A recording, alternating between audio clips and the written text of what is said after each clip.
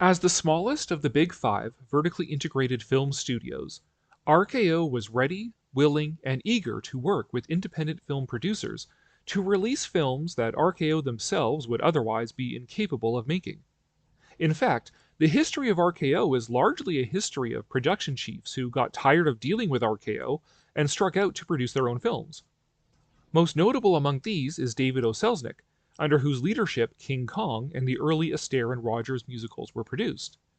Selznick left after 15 months, formed his own company, and leased the 40-acre RKO backlot to make Gone with the Wind, burning down King Kong's Great Wall in the process. One of the independent producers that RKO enlisted was an upstart maker of cartoons by the name of Walt Disney. The Walt Disney Studios were founded in 1923 to produce films for Universal Studios and Margaret J. Winkler. When that went sour, Walt, his brother Roy, and lead animator Ub Iwerks struck out on their own with a new creation by the name of Mickey Mouse. Short-lived distribution deals with Celebrity Productions, Columbia, and United Artists eventually led Disney to RKO's doorstep. Those short stints taught Walt a lot, and RKO was willing to give him an honest deal and a fair bit of latitude. At least until they didn't. The result was that during his tenure with RKO, Disney developed from being a producer of charming cartoon shorts to a cultural powerhouse that outgrew the entire medium of film.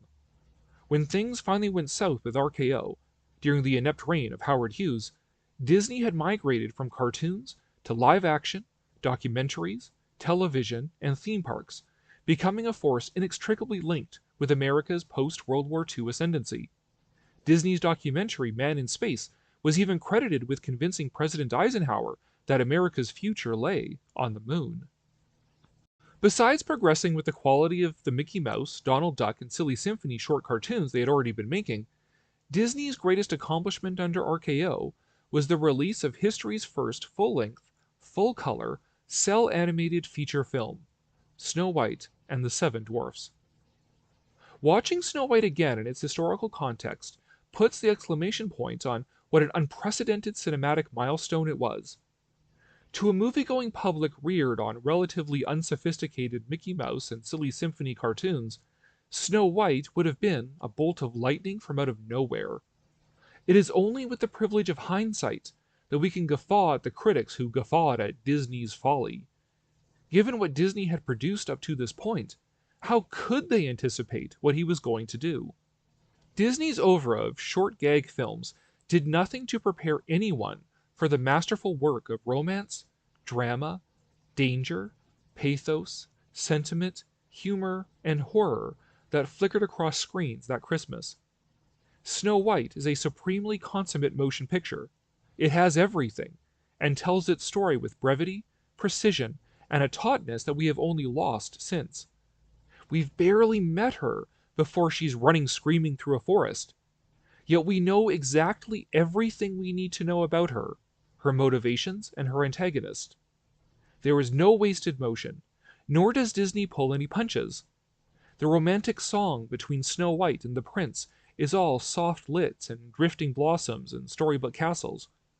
Her flight through the forest and the evil queen's subsequent transformation are absolutely terrifying.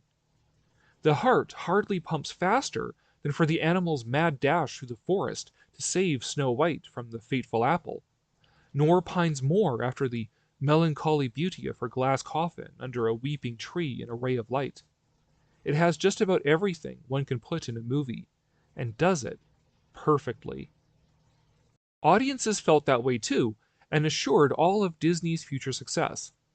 Snow White was never nominated for a Best Picture Oscar, but was awarded a special Oscar all of its own in 1939. Proceeds from the film allowed Walt to build a brand new, custom studio in Burbank, where Walt and his animators could continue to push the limits of animation. After Snow White, we find a Walt Disney Productions trying to find its footing, experimenting and exploring with what animated film can be. Creatively, films like Pinocchio, Fantasia, Dumbo, and Bambi are triumphs, with The Reluctant Dragon sandwiched in there too. But these films also challenged Disney's credibility as a populist. Like any great artists, sometimes they innovated too far beyond the pale of what the audience was receptive to. It would take some time for them to settle on a working formula that allowed them to break new ground while responding to market forces. The raging war in Europe didn't help matters much, nor did the infamous animator strike that landed on Disney's doorstep on May 29, 1941. Disney was trying to figure itself out artistically and organizationally. Judged on its technical merits, Pinocchio, Walt Disney's second animated feature film, is a high water mark of the art form.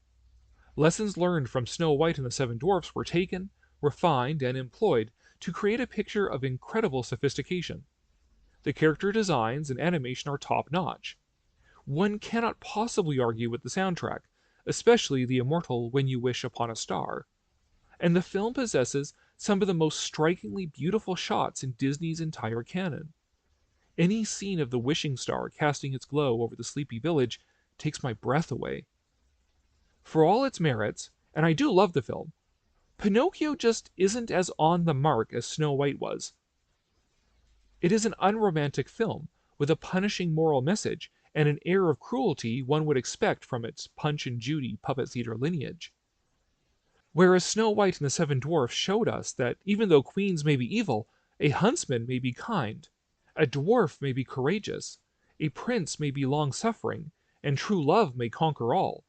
Pinocchio just hits us over the head over and over again with the world's meanness and cruelty, and how that meanness and cruelty may turn us mean and cruel if we do not remain eternally vigilant, and that with unceasing virtuous effort we might earn our place among humanity. I can only imagine how disappointing that must have been after Snow White, and on the verge of global war. I've already done an entire video on the greatness of Fantasia, so allow me to summarize it here. For whatever my opinion is worth, I think Fantasia could qualify not only as Disney's best film, and not only as the best animated film ever made, and not only as the best motion picture ever made, but even as the greatest single artistic work of the 20th century. If we accept the premise that film is the art form of the 20th century, and animation is truly the art form of film, then Fantasia, without parallel, demonstrates everything an animated film can be. It can be abstract, as in Toccata and Fugue in D minor, or narrative, as in Sorcerer's Apprentice, mythological, as in Pastoral Symphony, or visualizations of scientific theories, as in Rite of Spring. It can be comedy, as in Dance of the Hours, or horror, as in Night on Bald Mountain. It can be anthropomorphism, as in Nutcracker Suite, or symbolism, as in Ave Maria. Married to the great compositions of classical music, this tour de force of painting, illustration, and pantomime could also aspire to be high art. But it was also pretty heady stuff, more artistically rewarding than purely entertaining. If Pinocchio underperformed, Fantasia bombed completely. In fact, it didn't start to recoup its production costs until its re-release in 1969, when it was advertised as a psychedelic experience to the hippie generation. After its initial run, RKO cut 40 minutes out of Fantasia and put it on a double bill with the 1942 Lucille Ball western Valley of the Sun. So after two subsequent box office failures, what better time is there to release a self-indulgent pseudo-documentary going behind the scenes at the Walt Disney Studios? Honestly, I have to admire the chutzpah of The Reluctant Dragon. It is an interesting film, though. Not only do we get a look at the freshly minted studio in Burbank, and some of the animators and voice actors under Walt's employ, but we also see the genesis of Walt the showman, the entrepreneur whose self-promotion is entertaining in its own right. Yet it was another underperformer at the box office. Audiences at the time must have been growing very impatient with Disney's refusal to do another decent, straightforward fairy tale like Snow White and the Seven Dwarfs. Luckily for them, they did not have to wait long. Though produced on the cheap, as a quick way to claw back some of the losses from Pinocchio and Fantasia, Dumbo has all the same quintessential stuff as Snow White. It has sentiment and heartbreak, adversity and triumph, humor, and some genuinely unsettling segments. The Pink Elephants on Parade is a burst of feverish imagination, and how many other Disney movies have a major plot development occur because the protagonist got ripping drunk? But the scene where the elephants and roustabouts raise the glorious big top amidst a howling storm is pulse-pounding.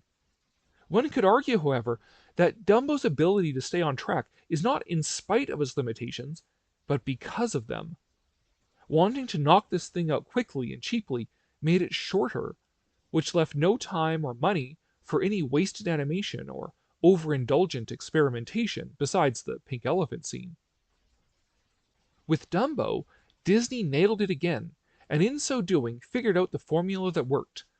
Not that it is a formula per se, just a recognition that audiences wanted well-rounded stories, with charming characters and a little bit of everything, wrapped up in a happily ever after. Box office success came once more to Disney, finally, and carried over to their next feature film, Bambi. In Bambi, we see the same principles of the emerging Disney formula applied to a film of appreciably greater financial investment and artistic significance than Dumbo. The multiplane camera is used to tremendous effect, drawing us into the watercolor thickets of the unsettled and unsettling forest primeval painted by Tyrus Wong. Several times, the cutesy cartoon animals become semi-amorphous shapes as passions in the film rise, recalling the abstracted images of Fantasia. My only complaint about the animation and the backgrounds is how they barely interact. Often, it feels like the characters are floating on top of a painting, rather than interacting with the world.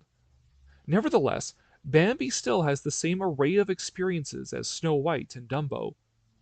There is cuteness and frivolity, terror and rage, romance and humor, and one of Disney's greatest screen tragedies at the unseen hand of one of Disney's greatest film villains. Maleficent and Chernabog get points for being cool and stomping around looking the part, but man is ever more frightening for being known only by his destructive, death-dealing effects. Some of those effects are seen off-screen as well. There is no need to have seen the death of Bambi's mother. It is all the more horrifying, wanton, and tragic because we cannot see it. We are left, like Bambi, with loss and uncertainty. Well, life goes on. So does Bambi, and so does Disney. Weirdly, Bambi fell just short of recouping its costs on its initial release. It took re-releases to put it over. Critics at the time complained that it was both ruthlessly realistic while cloyingly cartoony, steering clear of the fairy tales that Disney is best at. Even more strangely, after finally figuring out what makes a good Disney film, the studio cast it aside by necessity when Uncle Sam came calling. After the United States was brought into World War II, the American military occupied the Disney studios. In response to market closures and labor shortages forced on them by the war, nothing of Bambi's quality would be seen again for a decade.